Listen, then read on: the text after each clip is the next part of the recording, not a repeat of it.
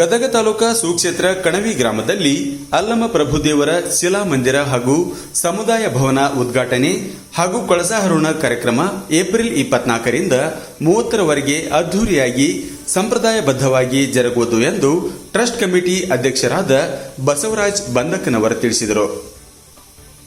ತಾಲೂಕು ಸುಕ್ಷೇತ್ರ ಕಣವಿ ಗ್ರಾಮದಲ್ಲಿ ಶ್ರೀ ಅಲ್ಲಮಪ್ರಭು ದೇವರ ನೂತನ ಶಿವಾಲಯ ದೇವಾಲಯವನ್ನು ಹಾಗೂ ಶ್ರೀ ಅಲ್ಲಮಪ್ರಭು ದೇವರ ಸಮುದಾಯ ಭವನ ಹಾಗೂ ಶ್ರೀ ಅಲ್ಲಮಪ್ರಭು ದೇವರ ಮೂರ್ತಿಯ ಪ್ರಾಣ ಪ್ರತಿಷ್ಠೆ ಮತ್ತು ಕಳಸಾರೋಹಣದ ಕಾರ್ಯಕ್ರಮವನ್ನು ಒಂದು ಸಪ್ತಾಹದವರೆಗೆ ಅಂದರೆ ಇದೇ ಏಪ್ರಿಲ್ 24ನೇ ತಾರೀಕಿನಿಂದ ಏಪ್ರಿಲ್ 30ರವರೆಗೆ ಒಂದು ಸಪ್ತಾಹದವರೆಗೆ ಹಮ್ಮಿಕೊಳ್ಳಲಿದೆ.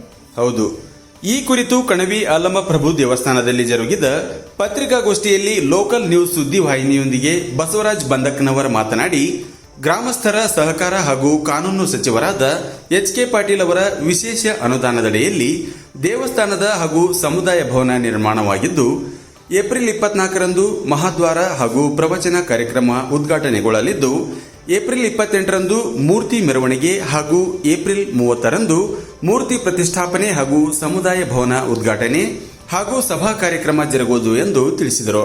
ಒಂದು ವಾರದ ಒಂದು ಸಪ್ತಾಹದ ಕಾರ್ಯಕ್ರಮದಲ್ಲಿ ವಿವಿಧ ಧಾರ್ಮಿಕ ಸಭೆಗಳನ್ನು ನಾವು ಏರ್ಪಾಡು ಮಾಡಲಾಗಿದೆ.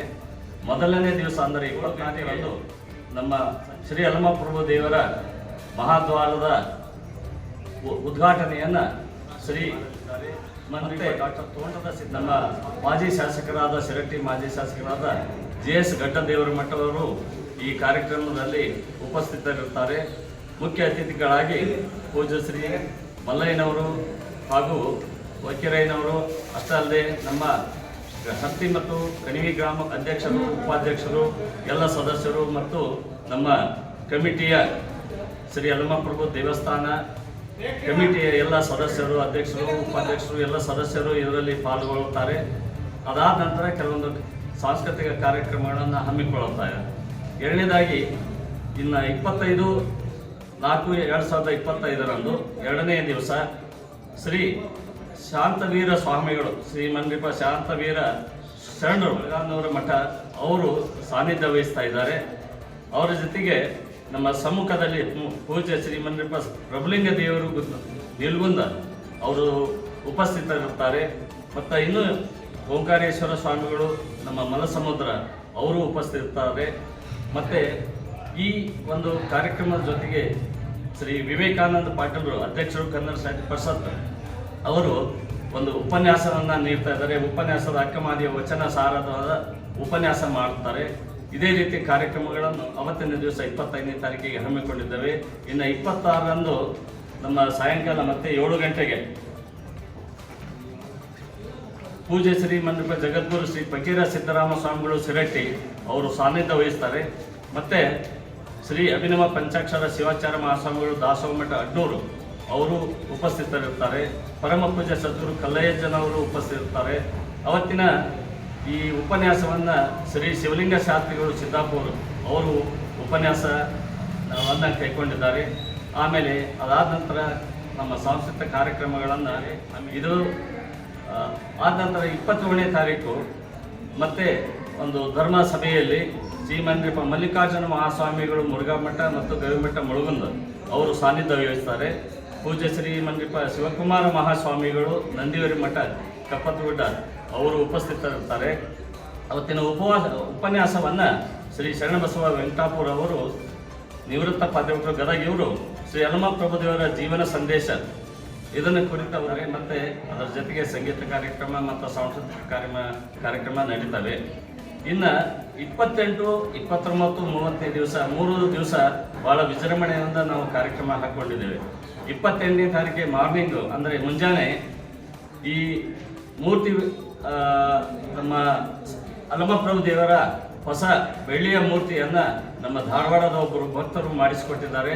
ಮತ್ತು ಶ್ರೀ ವೆಂಕಟರಮಣ ವರ್ಣಿಕರ್ ಅವರು ಕಳಸವನ್ನು ದೇವಸ್ಥಾನಕ್ಕೆ ಕಳಸವನ್ನು ಮಾಡಿಕೊಟ್ಟಿದ್ದಾರೆ. ಮೂರ್ತಿಯನ್ನು ಹಾಗೂ ಕಳಸವನ್ನು ಮೆರವಣಿಗೆಯಲ್ಲಿ ಮಾಡುವಂಥ ಒಂದು ಕಾರ್ಯಕ್ರಮವನ್ನು ನಾವೆಲ್ಲರೂ ಕೂಡಿ ಹಮ್ಮಿಕೊಂಡಿದ್ದೇವೆ.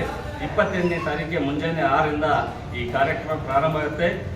ಇದರಲ್ಲಿ ಬೇರೆ ಬೇರೆ ವಾದ್ಯಗಳೊಂದಿಗೆ ಈಗ ನಮ್ಮ ಚಂಡಿಮೇಳ ಐತೆ ಸೂಡಿಯವರು, ಆಮೇಲೆ ನಂದಿಕೋಲು, ಬೇರೆ ಬೇರೆ ನಮ್ಮಲ್ಲಿ ಡೊಳ್ಳಿನ ಮಜಲು ಕಣಿವೆಯವರು ಎಲ್ಲರೂ ಪಾಲ್ಗೊಂಡು ಈ ನಮ್ಮ ಮೆರವಣಿಗೆಯಲ್ಲಿ ಪಾಲ್ಗೊಂಡು ಬಹಳ ಉತ್ಸಾಹದಿಂದ ಈ ಕಾರ್ಯಕ್ರಮ ನಡೆಸಿಕೊಳ್ಬೇಕಂತೇಳಿ ಎಲ್ಲರೂ ತೀರ್ಮಾನ ಮಾಡಲಾಗಿದೆ. ಅವತ್ತಿನ ಈ ಕಾರ್ಯಕ್ರಮವನ್ನು ಸಂಜೆ ಪರಮ ಪೂಜ್ಯ ಜಗದ್ಗುರು ಶ್ರೀ ಅಭಿನವ ಶಿವಾನಂದ ಮಠದ ಉಪಸ್ಥಿತಿ ನಮ್ಮ ದಯಾನಂದ ಸ್ವಾಮಿಗಳು ಇಬ್ರಾಹಿಂಪುರ್ ಅವರು ವಹಿಸಿಕೊಳ್ತಿದ್ದಾರೆ. ಅವತ್ತಿನ ಉಪನ್ಯಾಸವನ್ನು ಶ್ರೀ ಎಸ್ ವಿ ದೊಡ್ಡಣ್ಣವರು ಮುಖ್ಯಾಧ್ಯಾಪಕರು ಅಂತರ್ಜಂತರು ಹೈಸ್ಕೂಲು ಅವರು ಮಾಡ್ತಾ ಇದ್ದಾರೆ ಉಪನ್ಯಾಸನ. ಇದರ ಜೊತೆಗೆ ಬೇರೆ ಬೇರೆ ಕಾರ್ಯಕ್ರಮಗಳನ್ನು ಹಮ್ಮಿಕೊಂಡಿದ್ದೇವೆ. ಮತ್ತು ಅವತ್ತಿನ ಸಾಂಸ್ಕೃತಿಕ ಪಂಡಿತ್ ನಟರಾಜ್ ಮಹಾಜನವರು ಗೋಕಾಕ್ ಅವರು ತಮ್ಮ ಕಂಠದಿಂದ ವೇದ ವಾದ್ಯವಿಲ್ಲದೆ ತಮ್ಮ ಕಂಠದಿಂದ ಈ ಶಹನಾಯಿ ವಾದನವನ್ನು ನುಡಿಸ್ತಾ ಇದ್ದಾರೆ. ಇದರ ಜೊತೆಗೆ ಬೆಂಗಳೂರಿನ ನಮ್ಮ ಕಲಾವಿದರು ಅಂದರೆ ಪಂಡಿತ ನಮ್ಮ ಗವಾಯಿಗಳು ಫಕೀರೇಶ್ ಗವಾಯಿಗಳವರ ಮಕ್ಕಳು ಮತ್ತು ಅವರ ಶಿಷ್ಯರಾದಂಥ ಮಾಲಾ ಅವರು ಹಾಗೂ ಸಿದ್ಲಿಂಗೇಶ್ ಇವರ ತಂಡದಿಂದ ಎಲ್ಲ ಜನ ಬರ್ತಾ ಇದ್ದಾರೆ.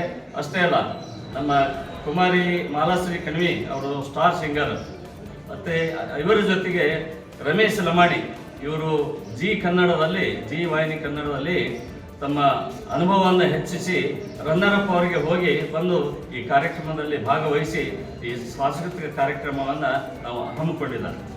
ಮತ್ತು 29 ಎಲ್ಲ ಮುಂಜಾನೆ ವೈದಿಕ ಕಾರ್ಯಕ್ರಮಗಳು ನಡೀತಾ ಇದ್ದಾವೆ. ಅಂದರೆ ಮೂರ್ತಿ ಪ್ರತಿಷ್ಠಾಪನೆ, ಕಳಸಾರೋಹಣದ ವೈದಿಕ ಕಾರ್ಯಕ್ರಮಗಳನ್ನು ನಾವು 29ನೇ ತಾರೀಕಿಗೆ ಮತ್ತು ಎಲ್ಲ ಪೂಜ್ಯರಿಂದ ಇದನ್ನು ಹಮ್ಮಿಕೊಂಡಿದ್ದೇವೆ. ಅವರ ಆದೇಶದ ಪ್ರಕಾರ ಹಮ್ಮಿಕೊಂಡಿದ್ದೇವೆ.